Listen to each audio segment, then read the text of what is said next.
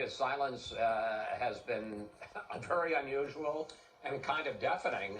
Really, since election night, we just had that one very controversial speech in the White House briefing room when he said that the election had been stolen, talked about fraud, talked about conspiracies of big media, big money, and big tech. You know, I just want to go back to John Roberts and his report. I mean, it seems at this point that the Trump camp is filing and pushing the idea of lawsuits in search of evidence. Usually you have evidence of something and then you file a lawsuit.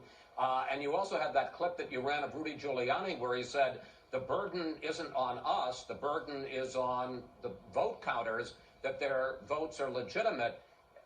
They're not going to be able to overturn this unless they have hard evidence of fraud. And as you guys have mentioned, fraud of a level that it would overturn the election. We're talking about tens of thousands of votes.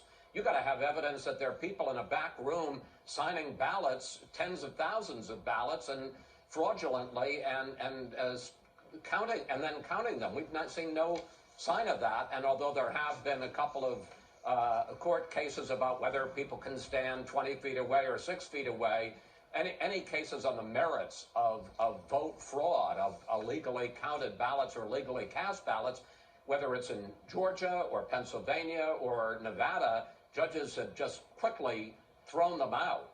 You know, there is no evidence so far. Maybe there will be. And as you've all pointed out, the president has every right to pursue his legal options.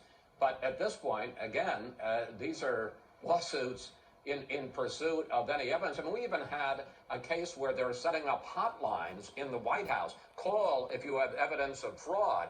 That when you're talking about tens of thousands of vote in at least 3 states, Arizona, Nevada, and Georgia, that put the president over the top, you can bet they're going to get a lot of phone calls, but I can't imagine they're going to amount to very much. And we've been looking into things that pop up on the internet, people send us, and it has not panned out.